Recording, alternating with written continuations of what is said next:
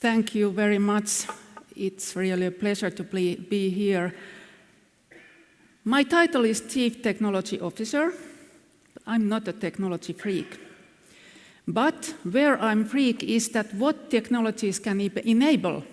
So that's really the topic. So my daughter was laughing to me when I told him that I have written a contract with Fortum to be a Chief Technology Officer, because she knows my technology skills at home. So it was so much funny for her. Or last summer I got a Lego wave roller wave power plant from AW Energy, and I started to build that model. So I needed only a little bit help from my husband. But it's really about what it enables, and that makes me excited, what we can achieve with technologies. I'm going to just give a brief description of Fortum strategy, then I'm going to energy sector, what exciting things are happening there, and then I will go to case studies, what we are dealing with in Fortum, very different types, different stories.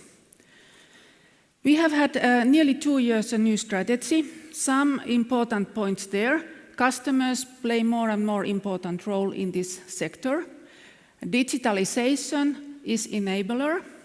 And what I'm extremely happy, we have there one important part of strategy, build new energy ventures. We see that we need these new things. And that is where I'm working my actually all the time.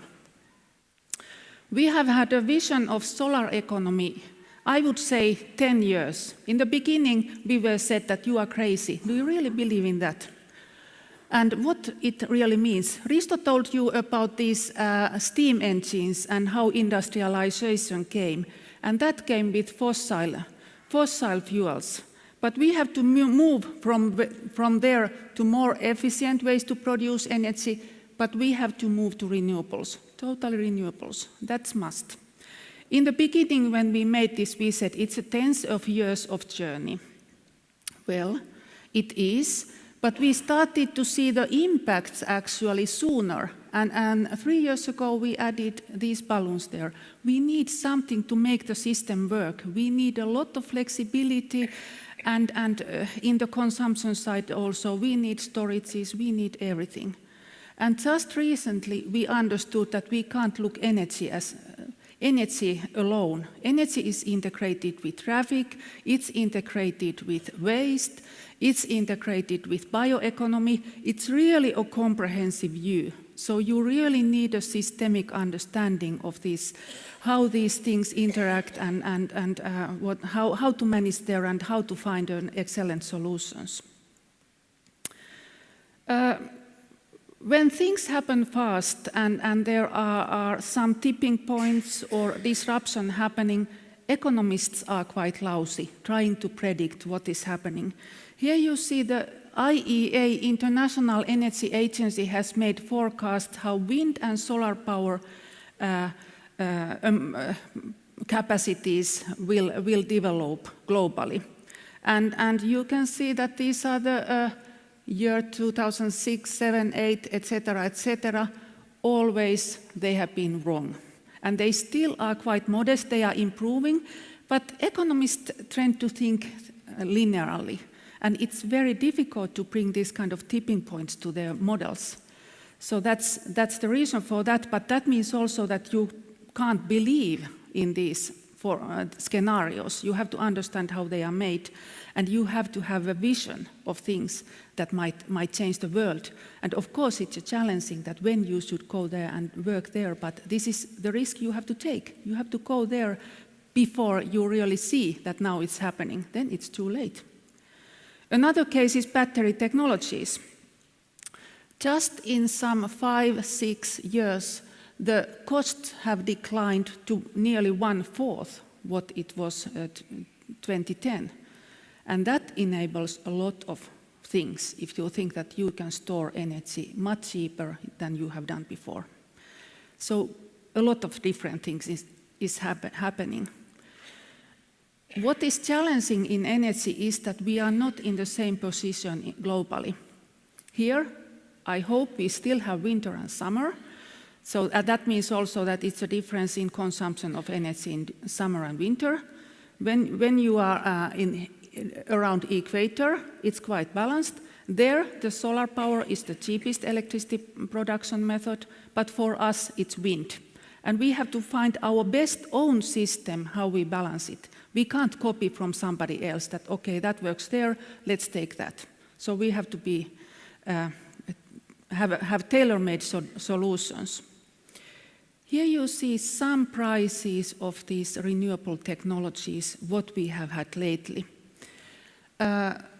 We have prices below 30 euros per megawatt hour, which is very, very low. Here for solar, 27, wind, 27, solar, 26, Sweden, wind, 36. So this clearly shows that actually renewables is now in most parts of the world already the cheapest way to produce electricity. That's a huge change and enabler to us. And that also speeds the development what we need to tackle climate change. But here you can see the implications. It will not be easy. This is from Germany, already 3 years ago. Then they had some little over 10% wind and solar in the system. Here you have the conventional power, green one is wind, and yellow is solar. You can see in solar, sun rises up in the morning, goes down in the evening. So it's quite stable how it goes. But you always need in the morning and in the evening the conventional power to take those morning and evening peaks. Wind is not so easy to predict. And here you can see quite interesting week. From Monday to Friday, hardly no wind. And Friday evening, a huge amount of wind coming to the system, meaning that the traditional capacity has to go down something like 2 times the capacity in Finland. So that puts the whole system in really challenging situation. And what is even more interesting, that the price in the market is negative. You are paid that you use electricity. It's quite a huge philosophical change. And this, here we had only some 10% of renewables. Think when we have 50, 60, 70, 80%. So you can multiply the impact. So it's really exciting, and that's how you can see that we need all the resources to keep the system up and running. That was what is happening in energy at this moment. Then I have picked case examples. We are working in Fortum, and they are quite different from each other, and they have somehow personal angle, which is the reason I have picked them. And actually, when Risto made his presentation in the beginning, there were quite a lot of same things that he pointed out that I have in these examples. I'll start from electric vehicle revolution. We have in Fortum, we have a charge and drive service. We started it in Norway. Now we are in 11 countries. We provide it as Fortum solution or as a cloud-based solution to the other players, as a white label solution. But I think we are now in very interesting point with electric vehicles. They are really booming. They help a lot in the cities with the local emission problems. And for example, Bloomberg is saying that by 2025 they will be cheaper than conventional cars. Then I hear, okay, this will happen in electric personal cars, but not in heavy traffic, not in airplanes. But what we see in the development, there is a lot of development going on for trucks and lorries. So I believe it will come perhaps later on. And there's development also going in air traffic. So things that people say that that's not possible, then it takes a short time, and then you start seeing, that might be possible, and that might change a lot of different things. And when we also understand that electrification is key also to tackle climate change, so that is also a very important fact. Case number 2. virtual power plant. This is about digitalization. This is about customers, what it can make. And this is actually also about Finland, what is possible in Finland. So what we have done, we have worked with households who have water heaters. And we have aggregated them together. And we have made a deal with Fingrid, which is a grid company in Finland, that we will sell that capacity to Fingrid to keep the frequency in the grid in balance. So this 50 hertz, when it's variating, you always need something to balance it. And we have done that agreement according to normal commercial agreements what Fingrid has. This is not possible in most of the countries globally. What is very important is that people always get warm water. When you want to go to shower, you get warm water. So that we will never compromise. It has to be comfortable to people, and they have to get something to participate in the system. And in the first pilot, it was great to see that we asked people, why did you join? They want to do something for the climate. They want to do something new things. They want to feel that they are part of that. So it has been really good to see that people want to participate, but you have to make it easy. So that's very important. And we call this a spring. This is a spring which brings flexibility to the system from these small assets we already have in the system. And the idea is to build a virtual power plant, to bring different types of sources to the power system, to help the power system. And the more we can help power system, the more we can bring wind to the power system, and the more renewable and CO2-free will the power system be. And this is digitalization is enabler for this, but we need also such a regulation model that enables that we are able to do that. So this is something that we had done. I don't know whether we were first globally, but among the first ones to really do this. Third case example is something what Risto said that whether development is now the fastest, but it will be even faster in the future. And here, this is somehow, for me, it was really an eye-opener. I was sitting with having a Christmas dinner with my family during Christmas 2015. And our son asked that, do you know blockchain, what it is? No, never heard of that.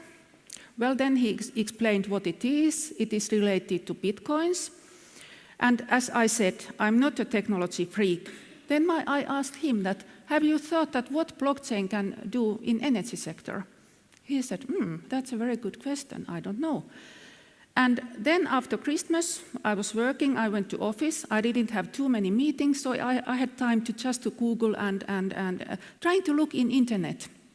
Is there anything about blockchain and energy? I didn't find any. At least I didn't find any links that they both were together. Blockchain you had there. Then I went to many colleagues, especially young colleagues, do you know blockchain? Yeah, I know it. What do you think about blockchain and energy? And I could see light bulb blinking on their head when they started to think that what it could be. And it really is something that it could disrupt the energy sector. But it took only a couple of months when we already noticed some first case studies, Brooklyn case study, or whatever startups popped up. And now there are some, at least over 30 blockchain startups. But what we did, I'm struggling understanding blockchain. It has been explained to me tens of times, but it's hard.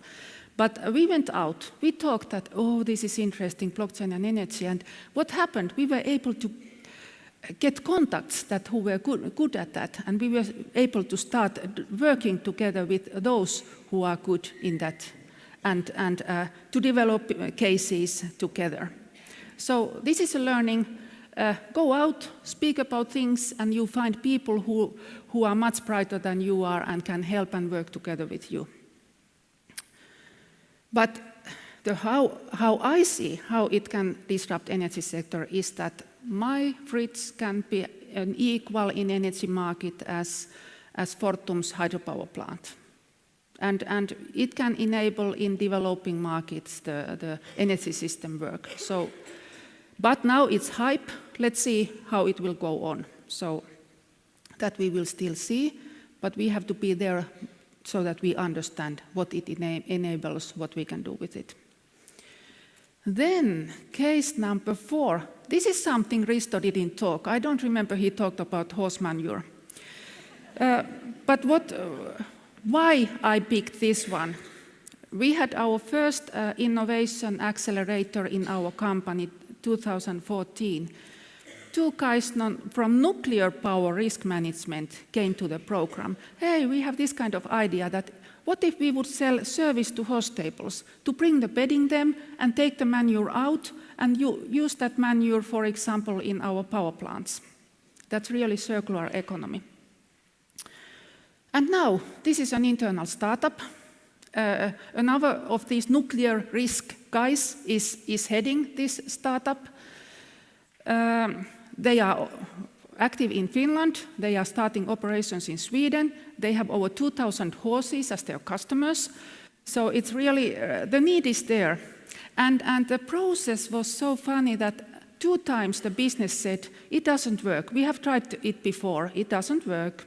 We don't want this. This is not our core business. But we were able to keep that in Fortum, and now it really is internal startup. And this year there is this international horse show in Helsinki, and they will use only electricity made of horse manure. And it's a huge news. This is news from New Zealand, so they picked that news. So it's so close to people, it's easy to understand, and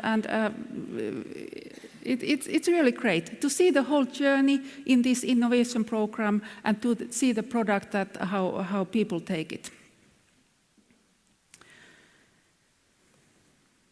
This is something that Risto talked. He talked about poverty, how to help them. And this is also a story of open innovation, what we are doing. So there are still hundreds of millions of people without electricity globally. There are a lot of local entrepreneurs who are selling solar panels, and typically the local people can't afford to buy the panels, so they buy it. They buy it as a service. So typically they pay in advance and then use solar power. What we are now doing together with Futurize, so we have actually, we are sharing the risk there to work together. And we want to make for these entrepreneurs easy to make this happen.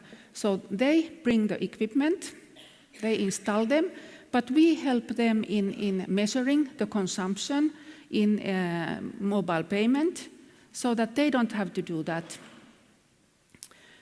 And we don't know yet whether we are successful. We hopefully are able to start piloting in India in just a couple of months. But if this is successful, it might end that it will be a startup what we together with Futurize then own and bring that forward. And when you have these kind of cases that you really see that you can act as an enabler, it really is something that inspires you a lot. And it can come from so different things that where the inspiration comes and the technologies what you have there. This is one of the cases I really find very interesting and potential. Then I have my last case, and I could have used my all half an hour for this case. What do you see here? You can see straw which is burnt in the fields. If you have traveled in China or India and outside main cities, you can see this. I was taking train from Beijing to southwest, some 500 kilometers. All the way I saw farmers burning straw in the fields. This is a huge pollution, and it pollutes also the cities. Some estimation is that around 30% of the pollution in the cities is because of this. Straw is also biomass. So could we find something to use this straw in much wiser way than only burning in the fields?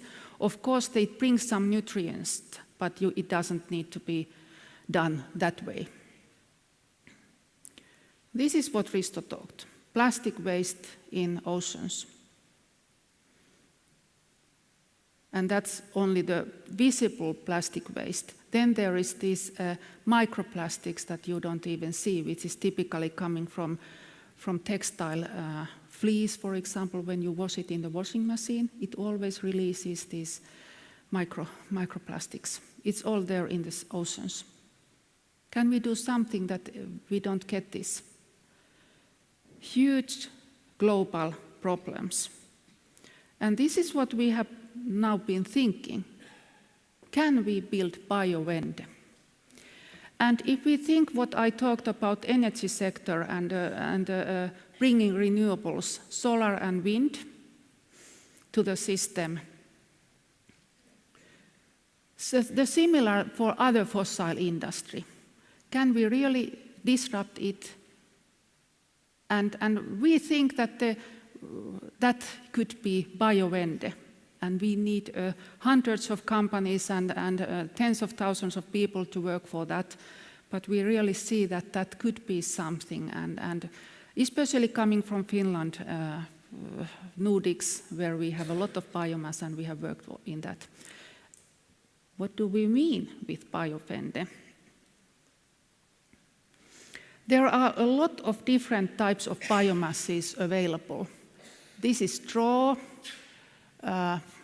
here, and bamboo is actually a grass, very fast growing grass in many countries. And we have also wood forests. And that is non-food lignocellulosic biomass. Nowadays, still, when you use biomass for example, liquid biofuels, sometimes it's coming from the food sector. But this definitely is non-food sector we want to focus. Are we able to develop technology that fractions the biomass? And when I mean fractions, it fractions it immediately to hemicellulose, cellulose and lignin, and then you can process further those parts. With the purity in those intermediate products is high. Perhaps you can build on something more on that. And there is already a lot of happening. What you can produce of biomass? What if this was not made of oil and it was made of biomass? And it was biodegradable. That's a huge area where we use fossils. Paints, they have pigments. Perhaps we can use biomass to produce pigments to paints. Carbon fiber, cars, airplanes, a lot of different things. You could even talk about replacing graphene in battery storages. Use lignin for that. There are already some things made in lab scale. Can we go to industrial scale faster? We should be able to do that faster. And then what is really exciting, textile. If you think how yarn is produced today, cotton, it's very comfortable. We know that you can't have more cotton fields we have nowadays. And actually cotton is using a lot of pesticides, a lot of water. Could that be replaced? Viscose, that is made of biomass, but the production is very polluting. Can we replace that process? And we have made actually one estimate that if we have a wheat field where we use the grain for food industry, and then we would use the straw, first fractionate it, and then use one of these new textile technologies to produce yarn. We came to a conclusion that if you could use 30% of that straw, you could get as much yarn as from cotton field, and you wouldn't then have to burn the straw in the fields.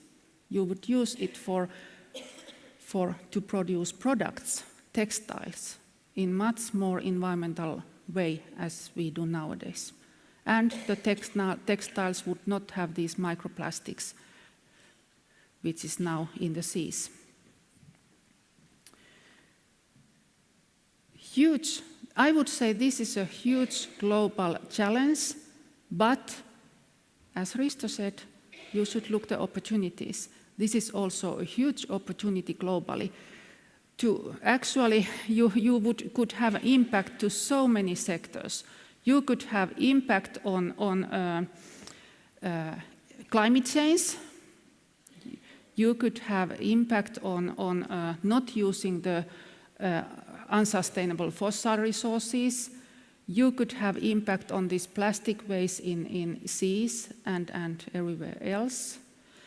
It would have a huge social impact if you think that you would have this kind of biorefinery in Asia, in China, India, using bamboo as raw material. That would bring employment and welfare to thousands of people only with one biorefinery. So it's a huge global opportunity, and we are really working for that. Of course, the journey is long, but we try to find out the ways how we can make the development faster, what we could do for that. But the challenges are huge, and we can see everywhere challenges, but actually you can see them as opportunities. So we want to have all of you to join the change, and I think women in tech are definitely the ones who are able to make this change. So I'm happy that you all are here, and I'm so happy that I've been able to share this energy sector, what is happening there, and our case studies. Thank you very much.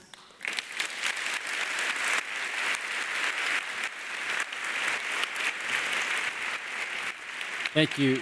Thank you, Heli, for those wonderful cases, for that inspiring story, which was quite different from Jessica's personal story, where actually, you came and said, you're not a technology freak, though you are, a doctor of control engineering from, the University of Tampere. But you're not. Just happened. It just happened, you know. But I'm not, technology free, and I don't know really how blockchain works, though it's been explained to me I love this. I mean, this is only a Finnish engineer would say that publicly. And a female engineer. The humility is wonderful, but also what was inspiring about your talk was that you talked about how your children inspired you, and that amazing curiosity you have to learn about all of these things. So I think curiosity is something that is permeated your entire presentation. How do you keep this curiosity to solve all these wicked problems alive? I guess is one thing that comes up from all the tweets that we have received. They are so inspiring. We have to solve them. Yeah. And if you start thinking how to solve this, and is there something that you can do for that? And forget the things that you cannot impact. Don't use the energy for those things. Use it for the things that you can have an impact. That's great advice, and I love your a lot of the stories. One was there's a great book called Freakonomics, which goes through the story of you read this book of how horse manure was killing our cities 120 years ago.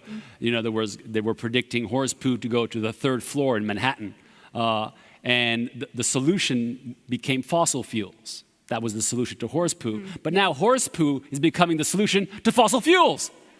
Exactly. It's a wonderful story of how that... And do you know that during 1920s in London, you have to cancel the theater sometimes because there was so much smoke that you couldn't see the play. It has to be cancelled. That's crazy. We're living in actually cleaner times. But they need to get cleaner.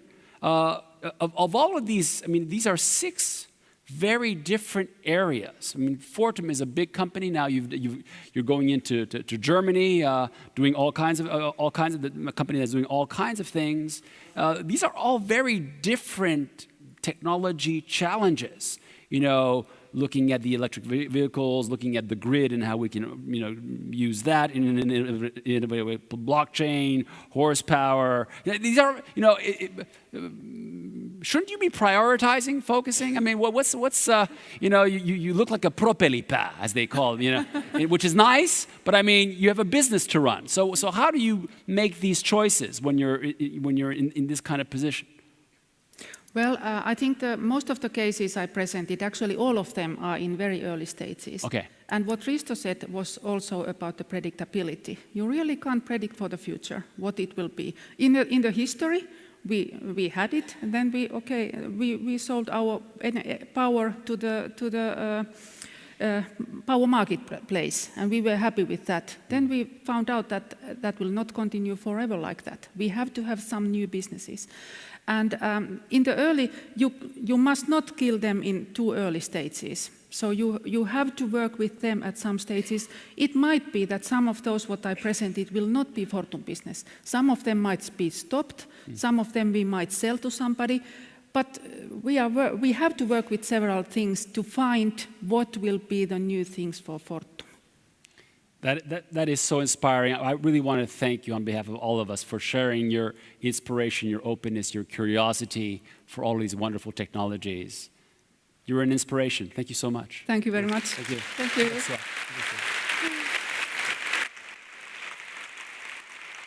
all right. Well, everybody, we are now looking at a well-deserved break. What do you say? I'm going to let you go and give you a half an hour. Please go and see our partners. There are all kinds of things happening out there, VR technology, artificial intelligence. But half an hour, be back here for inspirational, out-of-this-world space presentation after the break. Thank you.